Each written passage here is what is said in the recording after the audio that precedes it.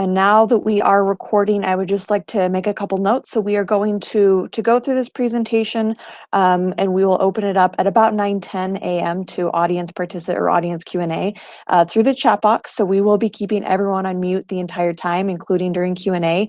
If you have questions, put them into the chat box, and we will be moderating that, like I said, at about 9:10 a.m. This is recording this. We are recording this. It will go on our YouTube channel, and then we'll send it out with any resources as well after the webinar. So feel free to share the link to our YouTube channel once we've got that sent out. And I am actually going to go ahead and turn the time over to Pitt Gruey, who is our office's director as well as today's moderator. He will introduce our panelists and then take it away. Great, thank you, India. Thank you everybody for being here and taking the time this morning.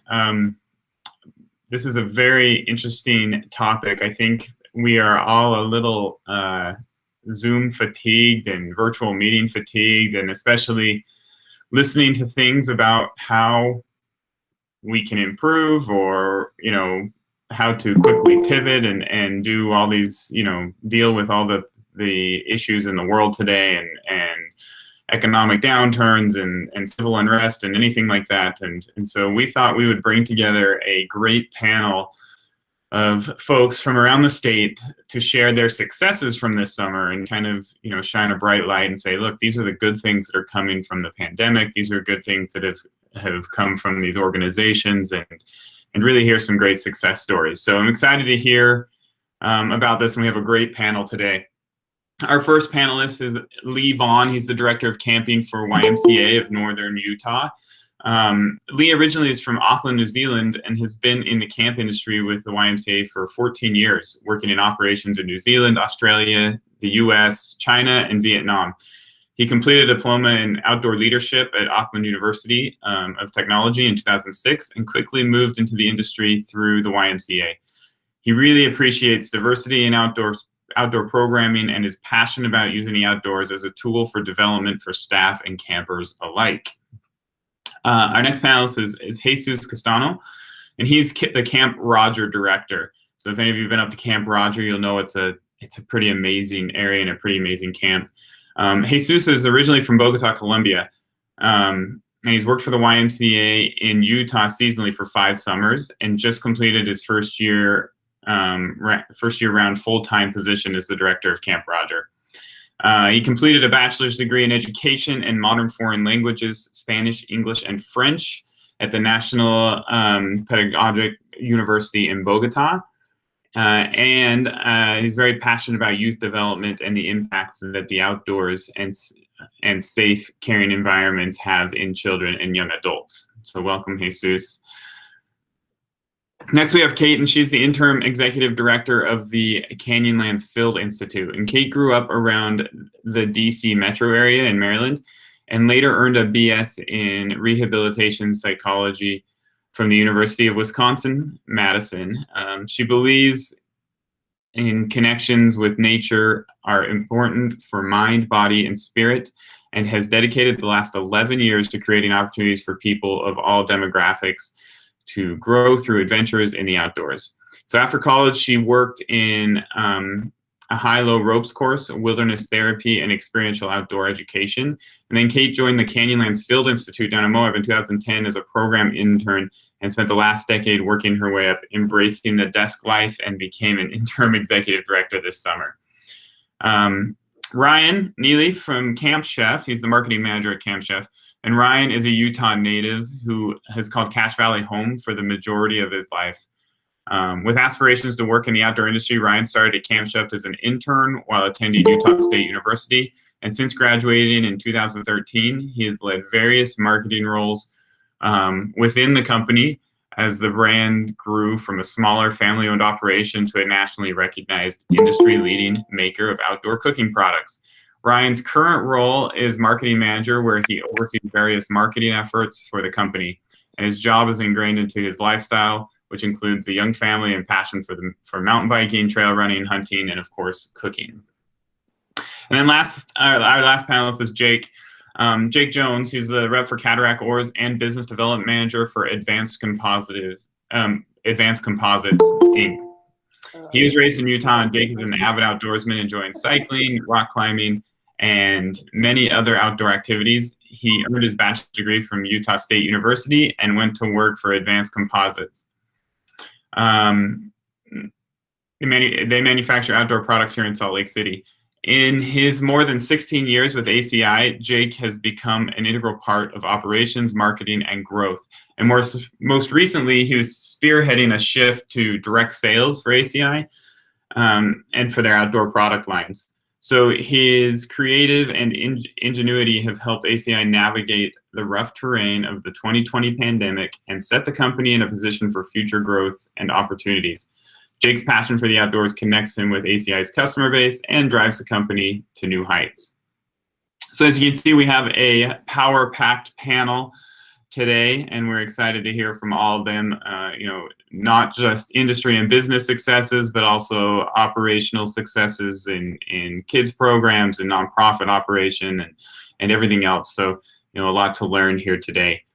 Just a reminder, right, if you aren't able to stay with us the whole time, this has been recorded on YouTube and you can go back and review it, or if you just want to review it and share it with your organizations or friends or co-workers, please, after this is done, feel free to share it around, and this information can help anybody. So with that, let's get started. We're going to start with everybody taking in a couple minutes, 2 to 3 minutes, to kind of give a brief explanation of their organization and kind of what they did this summer and why they're here to explain that. So let's start with Lee, if you want to give us a couple minutes and talk about your successes this summer.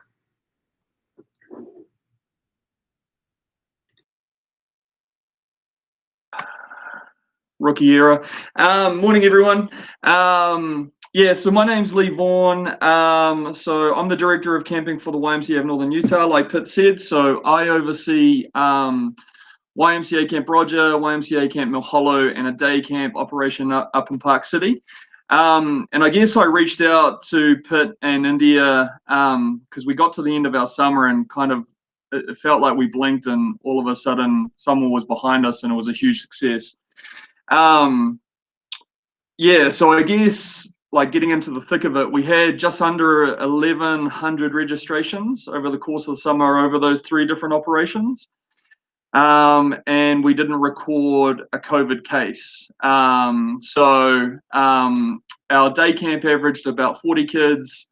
Jesus's operation averaged 100 kids for 7 weeks.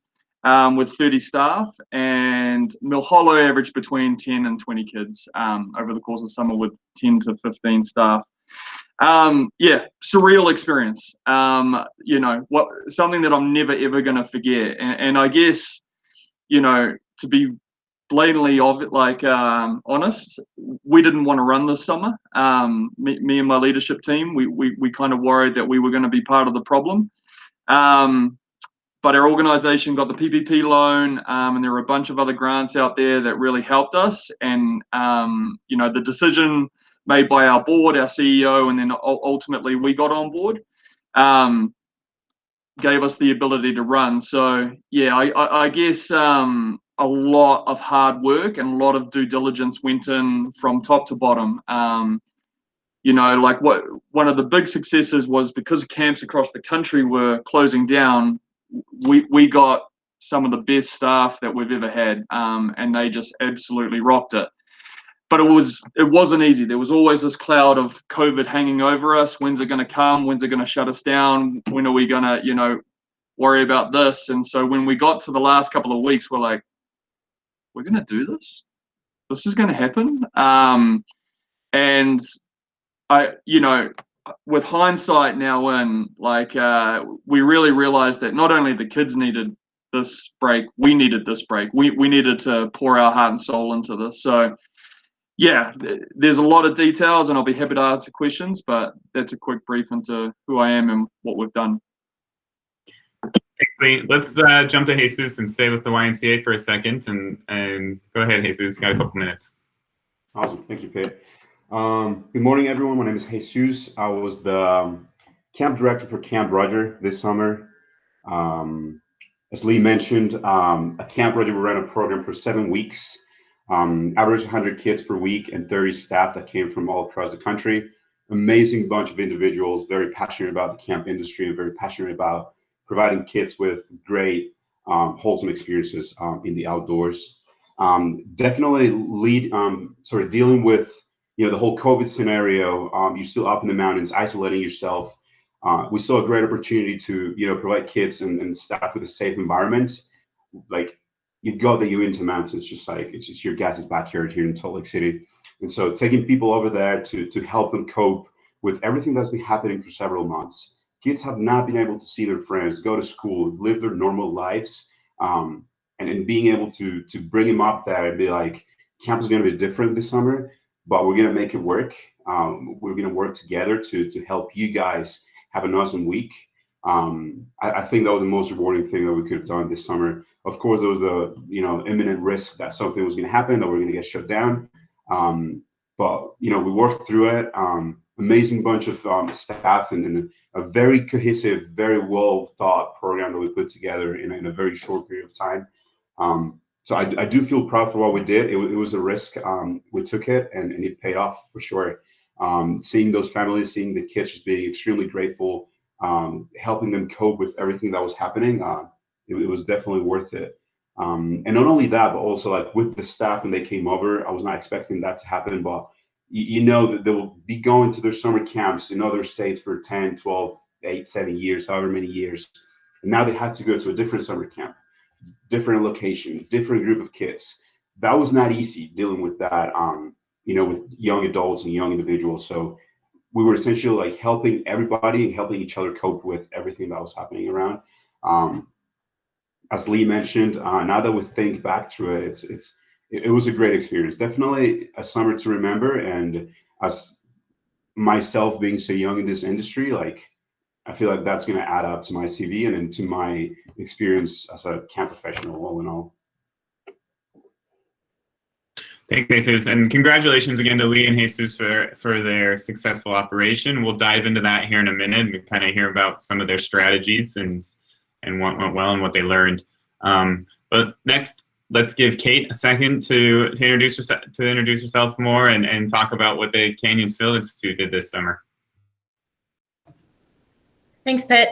So Canyonlands Field Institute is a nonprofit organization based in Moab, Utah. We do outdoor education programs to cultivate connections with the landscape and renew the human spirit. And I would say this summer, our operating season is March through October. So COVID hit at a pretty inopportune time. It's when we were, as a lot of outdoor industry people experienced. And our main clientele is schools for the bulk of the year, spring and fall, but we do run summer camps.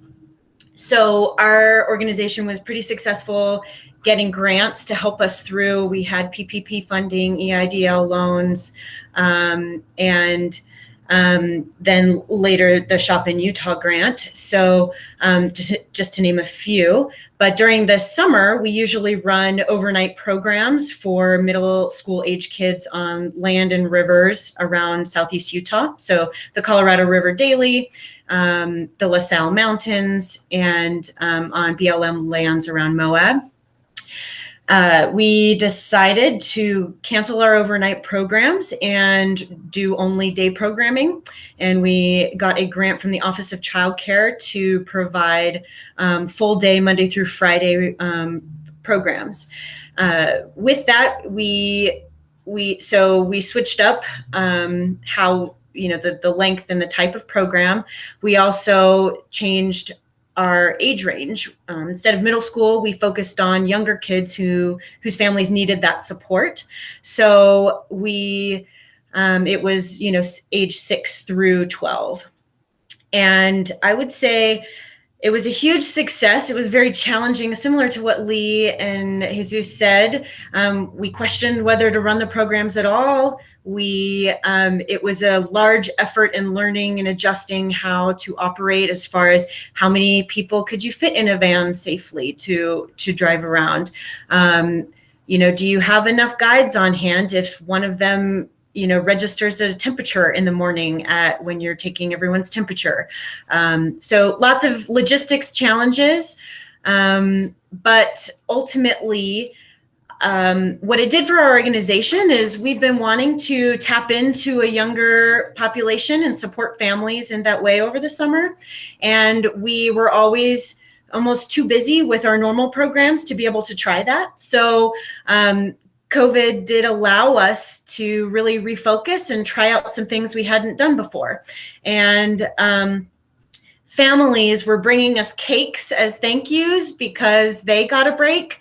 Kids were just all over the place with lots of energy. They really needed to get out. And where there was some resistance with wearing masks and always having to wash hands and things like that, everyone felt better from the experience. And we had kids who caught their first fish at a mountain lake and who were stoked about it and wanted to tell their parents. We had the mayor of Moab thanking us in the grocery store for providing a service to her family. So all those challenges, I think, really paid off for us to put in the time to adjust how we operate and understand what the community needs, and get kids connected with nature and continue to get out in some fresh air and be active. So, yeah.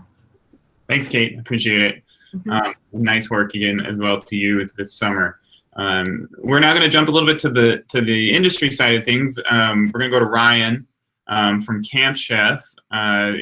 Different challenges as opposed to getting kids outside, but you have to keep operating a business during these times, and also a lot of times seeing a spike in business for some of these industries. So, Ryan, you want to give us a little rundown on how your summer went? Yeah. Good morning, Pitt, and everybody else who's joined. For sure, Camp Chef we're a maker of outdoor cooking equipment up here in Cache Valley. We've been in business for this is our 30th year of business, and it's been a different year for sure.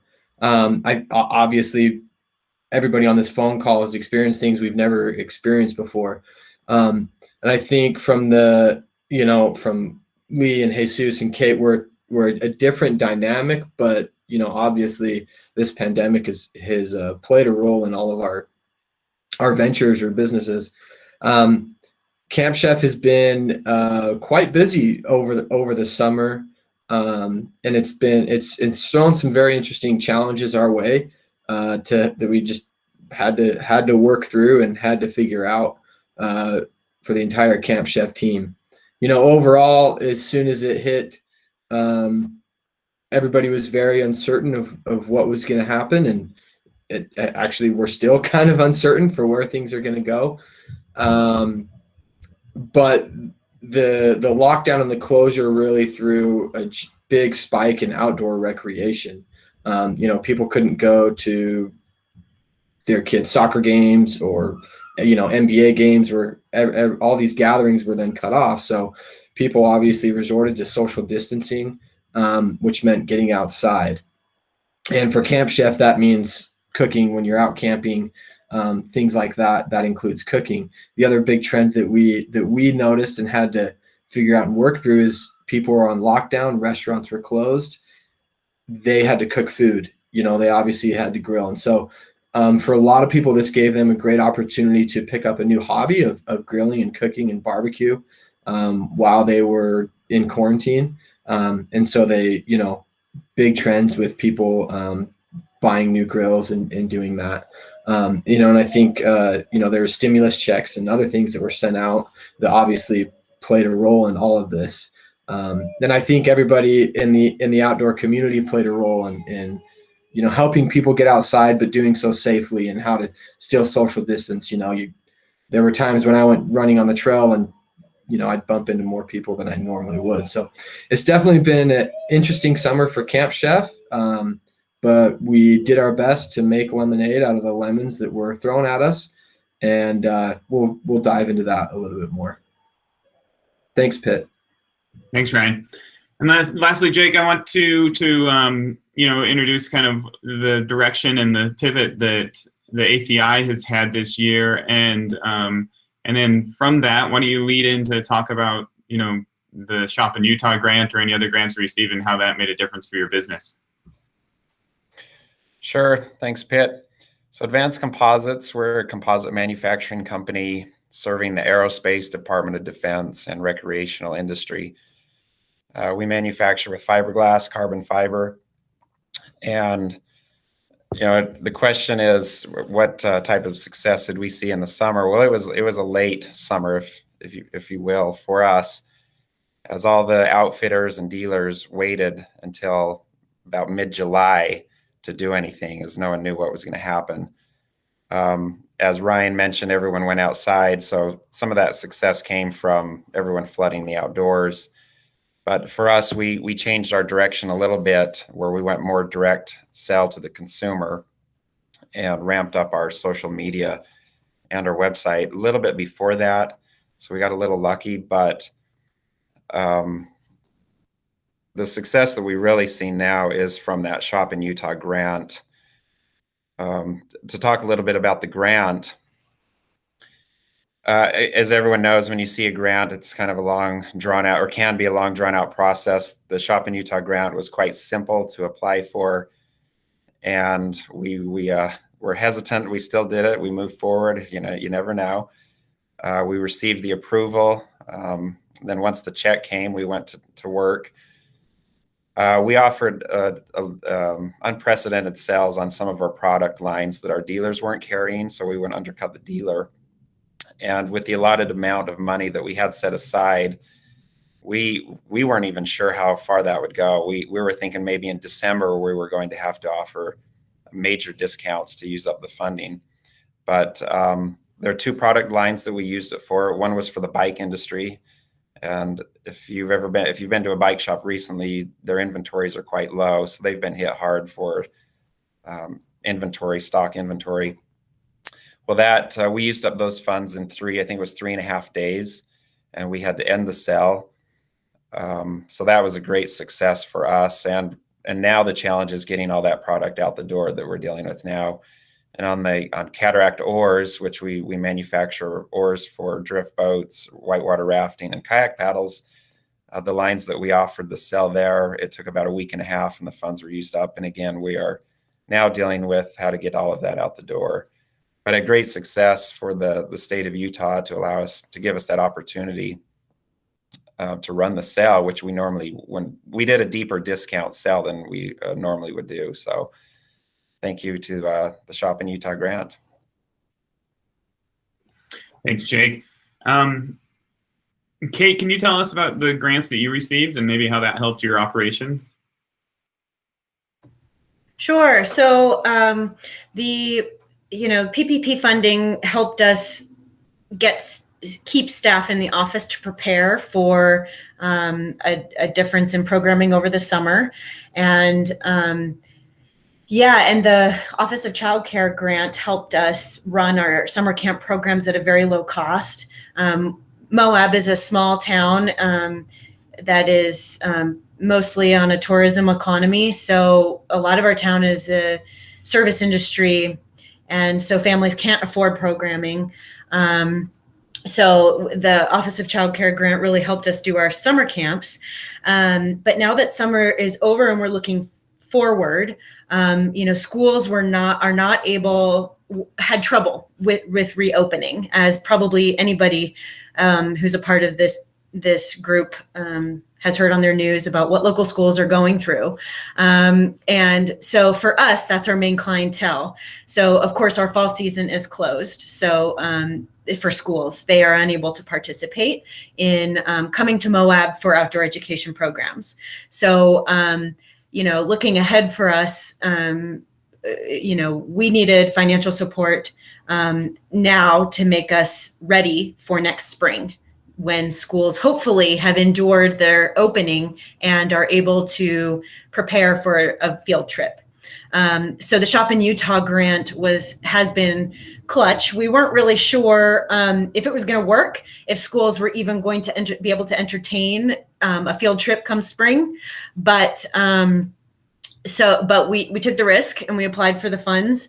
50% of the funds can support you now, are basically unrestricted funds, and 50% needs to be a promotion. So for us, it was very helpful in keeping our staff on now to be able to prepare for the spring, and also giving a discount to schools who are already struggling, to be able to allow their kids to go on a field trip in the spring. So what we did is we chose schools that we know we have a good relationship with, who have come to programs with us that we were afraid maybe wouldn't be able to afford a program in the spring, and offered them 50% off their program fees after a deposit is received, to sign on to do a program for the spring. So that we need to have a signed contract and a deposit received by the end of the year, December 30th. And we reached out to maybe half dozen to a dozen schools, and all of the funds we offered have now been dedicated to a school. So we have schools signed on, which means that they have endured the reopening process, and they are looking forward to ways to get their kids outside, learning together, experiencing together. And we really couldn't have done that without the Shop in Utah. And it's almost a sign of what schools need. We couldn't have done it without Shop in Utah. So it's a really wonderful grant, and we're so grateful. And I'm glad you guys were able to take advantage of all the support and different grant programs, because I think it made a lot of difference for a lot of operations. I want to pivot a little bit and look to Lee and Jesus and get some pro tips here on what made, or what changes to your operation this summer. Obviously there were a lot, but what do you think were kind of the key 3 factors of the success of your programs, and what did you learn from it all this summer? Kind of what are your takeaways? Do you want to take that one, Jesus? You were the one in the thick of it, mate. So sounds good. So 3 pro tips. First one, I would say, like, being consistent throughout. If you come up with a plan, and especially with the whole COVID situation, me and my leadership team had to sit down for several days just thinking and rethinking and reevaluating what the summer was going to look like, and how we were going to hold our staff and our kids to that standard, and how not to drop those standards so the summer goes by. On a traditional summer, we will tend to be like a bit more flexible and a bit more adaptive when it comes to certain policies and certain things, program related. But this time with COVID, when it came to cleanliness, when it came to maintaining social distancing and not mingling between the groups, like, we had to be extremely consistent. We cannot take any risks with any of those children or staff. So I would say consistency was definitely a big part of it. Second, I would say being intentional about the things that we're doing. Of course, our program looked way different from what we've traditionally done, but we're intentional about the experience that we're providing for the kids. Every single thing that we stopped doing, we sort of replaced it with something new, something exciting for the kids to try, and kids ended up loving this new program. And that's one of the biggest outcomes from this COVID summer. We have a ton of ideas that we could implement for years to come, and all of that just happened within 7 weeks of program. So definitely being intentional about it. And third one, just I don't know, if I were to speak to a young summer camp professional like myself, I would just tell them to be creative and be a camp professional. Pretty sure Kate can relate to this. We have to be extremely creative. We need to be quick on our feet. Things do not go according to the plan at any summer camp that I've ever been to, and you just got to be ready for it. So COVID summers, if there are any more to come, knock on wood, hopefully not, they're going to be changing. They're going to be changing by the hour, by the day. So you just need to be ready to come up with new ideas and still be intentional and consistent with the expectations that you set. I would definitely say those were the top 3 things that helped us, throughout the summer, all the way from the 2 weeks of staff training to the 7 weeks of program. Definitely the key to success from my perspective.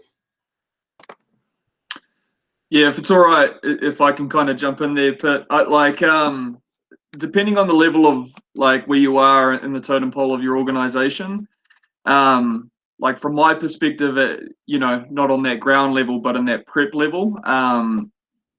So when we made the decision and we're going forward, you have to, like Jesus said, be intentional about going forward, right? If you're holding a gripe of this doesn't feel right, this like I don't agree with this.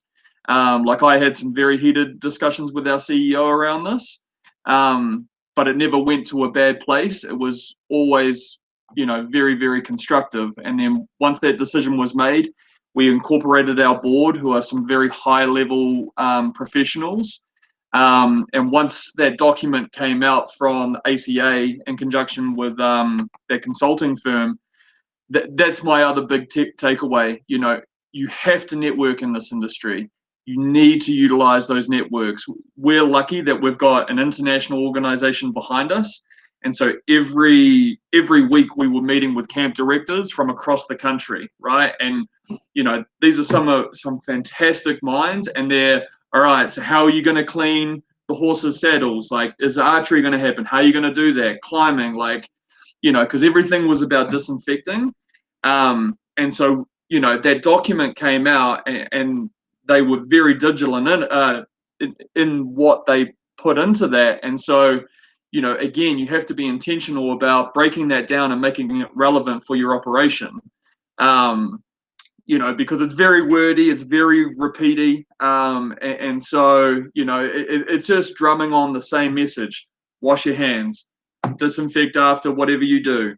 And so when Jesus talks about the creativity, so when we did our own sleep outs, which we haven't done in a long time. And what we did, we got the kids to make their own shelters out of tarps.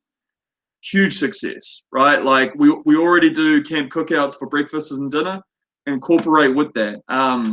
We also did a very gutsy move. We decided to bring a Bold and Gold program, which is a national YMCA program for boys outdoor leadership and girls outdoor leadership development.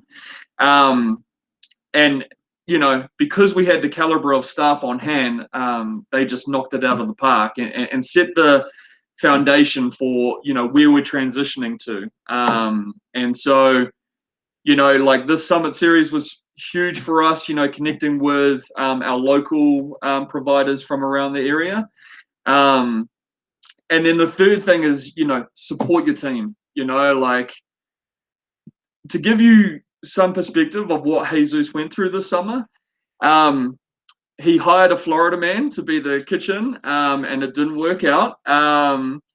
And so from, I think, the second or third session, Jesus was not only a camp director, he was the catering director, creating 3 meals for all of those kids with his,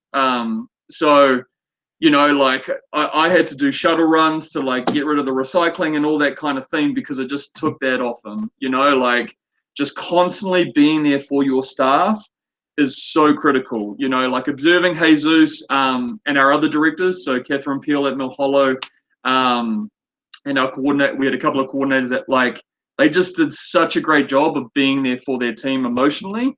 And so, like I have to be there to support them because if they don't have their necessary outlet, it all gets piled on, and that on top of, are we going to get shut down? What's the ramifications? Like, what's that, like, are we going to be that Atlanta YMCA camp that, went through the headlines, like all of these things are constantly going through. And so, but through that, I think is what galvanized us, right? Whenever I talk to other camp directors that had the same success as what we did, it was, like it was resiliency, right? Like you can't have resiliency without hope. And so as you progress through the summer and that hope continued to develop, like that just builds confidence, right? And that reflects onto the kids, right? And so while we can't maintain that throughout the year and be that touch point, we were that like, slice of hope in this really crappy year. But it, the weird thing too is it just really got me to appreciate the small things. So when we have a big thing like that, it was like, wow. I put it like I think we just did a miracle, like I'm not a religious man, but you know, the last couple of weeks, like we were sitting around talking, and we were like, yeah, we feel like we got some guardian angels right now. Like, this is crazy. Like, this feels wild. So yeah. Thanks, Lee. Thanks, Jesus. It's interesting to hear you mention the greater good and the kind of all hands on deck to make sure things are happening and kind of the things that fall into place with doing that.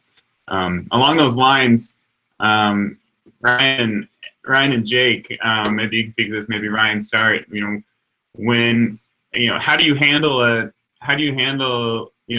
growing business? You guys, Camp Chef specifically, having an influx in sales and orders and things at the same time that they're saying nobody can go into the office and work. And obviously you've got to ship, take orders, still market, do what you need to do to run your business. How do you do that? How do you manage that? And maybe what were some of the changes to operations that were made that you think you'll carry forward because it made the business better? Yeah, good question. For us, we've always kind of been a flexible business, been able to adapt to the market. Nobody could see this coming, obviously, but we were quick to adapt and able to do it. So, they made a quick decision. Hey, everybody work from home. Everybody possible, there's a few jobs that couldn't, but that basically cleared out the office for the far majority, that most employees were able to immediately work from home because of, obviously, for things like this and technology. So interesting. In some ways it made us more efficient, but obviously the personal connection was missing in other areas. And then obviously through our warehouse, they immediately put in different guidelines or restrictions and things. We have several different warehouses. So, they made sure that warehouse 1 didn't go to warehouse 2, 2 didn't go to 3. So that way, if there was a breakout within one warehouse, we kind of kept all those separate. And that was a good way to handle it. The other thing, there was a big increase in demand, which meant more shipping. So our shipping department was just absolutely slammed. And so, we needed people quick. We went through different temp agencies or whatever to help. But office employees jumped in to help.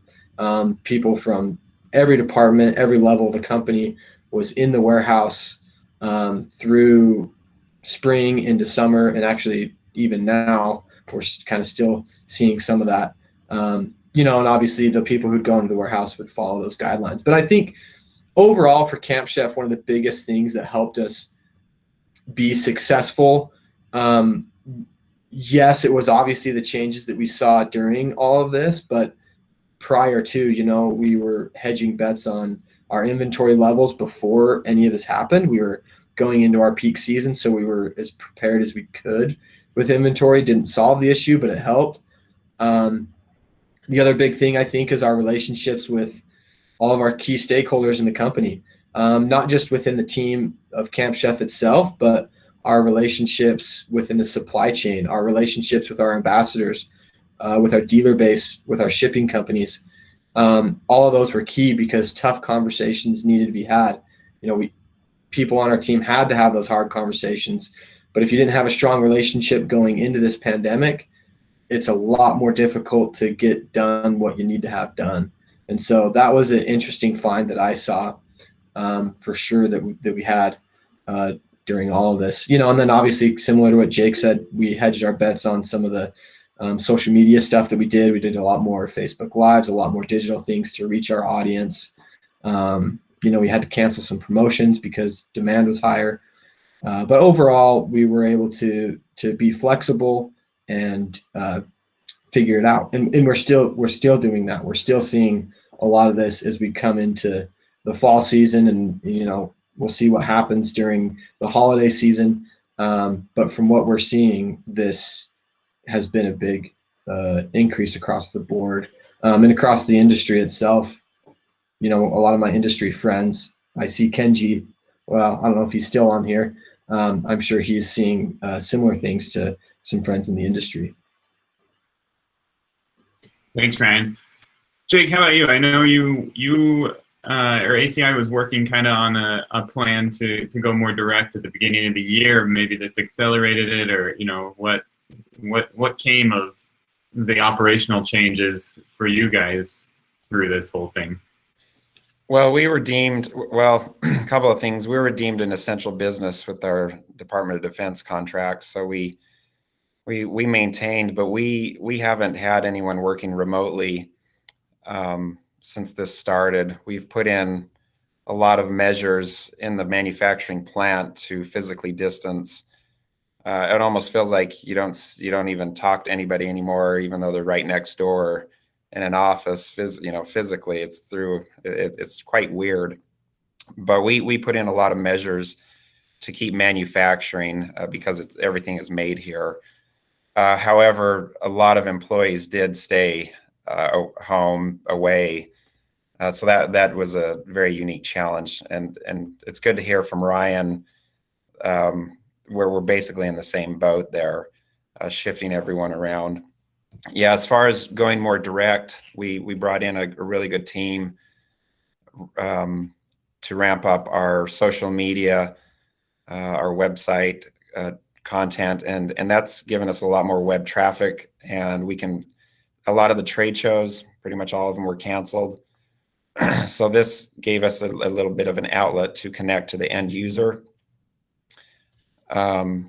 We put out an initial email blast before we did our sell for the Shop in Utah grant to give everyone a heads up. And then once it hit, it went gangbusters. So, we engaged a lot more in the public square. And this gave us a new outlet to share new content, share new information to our customers. And yes, we're still, it's really good to hear Ryan say these things like, yeah, we're still trying to figure everything out. We have a weekly COVID meeting, and we go over everything. Is there anything more that we need to present? What do the numbers look like? So this is a regular discussion, and we have a weekly newsletter, a COVID newsletter, if there are any changes that we need to make throughout the company. So it obviously, for all of your operations, doesn't sound like it's over by any means. We're still trying to figure out what it looks like now moving forward, whether that's for the industry side of things going into, holiday sales and normally a time when, revenues are up and it's kind of crunch time for a lot of companies that are producing a product in the outdoor space, to these summer programs and operations, right? Like how do we prepare for 2021, knowing very little about what 2021 is going to look like moving forward? Still, we're not quite sure, what's going to be different next year, next spring, and things, if anything will be different yet. So we have it open for questions and answers. So why don't we just go round robin one more time and everybody say, their one pro tip to their peers here on this call. What should you do to prepare for 2021 or fall of 2020 and Christmas time? What would you say is what would you share if you had to share your wisdom with this group? Lee, Jesus, why don't you guys start? Being the optimist, we are planning on being back to the new normal, and that might be a little bit too optimistic, but we're going back to our what we originally budgeted for this year. And so that's depending on how people feel about vaccines and things, once that gets rolled out, that's going to be an interesting, who's going to take it, who's not. Does that mean inclusiveness for them versus not? There's going to be all of that great rabbit hole to dive into. But do what you got to do, right? like we were super lucky, but you know, like the reality is, you know, the cost of operating the summer was huge, right? Like while we had this huge output and while we had these funds, right, we're not out of the woods yet. And you know, like there's a whole lot of beautiful things happening within the industry. ACA is capturing a lot of the data right now. So, you know, whatever you did, right? Like the other big message to all of you is whether you ran or not, just support one another, right? Like there's a couple of Facebook groups that have really polarizing opinions, and the moderators of the pages did a really good job, you know, but, you know, if you feel strongly that, you know, that it was negligent to run, like that's your opinion, but I mean, if you weren't there, you don't know the magic that happened. You know, and we've even seen, you know, when people are posting, yeah, X amount of participants, people still saying, I have a problem with saying no in cases. You can't confirm that you didn't have COVID. Absolutely. But what we do know is that we had a bunch of scares and they all got tested and it all came back negative. So just like, I'm a huge advocate for this industry as a whole. So let's advocate for each other, right? Whether you did virtual, whether you did camp in a box, or whether you ran in person, it's all successes, man. You were doing what you could for the benefit of our youth. And that, for me, is the biggest priority. Yeah, and kind of like going, you know, with what Lee said about supporting each other, it is going to be worth it. Once again, what Kate said before, just seeing the families, seeing the kids being so grateful for what we did, go for it. You know, take the chance. You got to be as prepared as you can. With COVID, things are going to change, you know, as I said before, by the hour, by the day. So you just got to be as ready as you can, have several backup plans, but once again, be intentional and do it for the kids, right? When we were running camp, of course, me and my team were absolutely scared of what's going to happen. Like our names are going to be linked to a potential outbreak, you know, but we were there doing it for the kids. We wanted to have those kids in a space that they will be free to, you know, interact in a certain way with one another, and it paid off. So, you know, think of that mission, think of that basis of camp. You know, this is what we do, and this is what we want to provide the kids and families with. And also, if we're, you know, looking forward to next summer, next year, definitely what Lee said, you know, being extremely optimistic, but I would also suggest, you know, like whatever worked this summer, it might work better next year when things are in a different shape, when people are way more informed, when science has advanced and come up with X, Y, and Z solutions for the COVID pandemic. If it worked this summer, it might as well work next year. So definitely like implement and refine and perfect those things that we kind of like came up with on the fly almost this summer. That will definitely be a key to success next year for sure. Thanks. Kate, how about you? You are just kind of getting into the thick of it with school being back in session and your programs being run through school, through school systems, or in conjunction with school systems. So, you know, what's your pro tip moving forward now over the next few months? I guess in addition to what Lee and Jesus have said, really just stay true to why you're doing what you're doing. You know, I think we all can relate that the outdoors are important to everyone of all ages. And whether you're providing a product that helps someone engage with the outdoors safely, or whether you are, providing the transportation and the guidance for a program, we just need to remember that the outdoors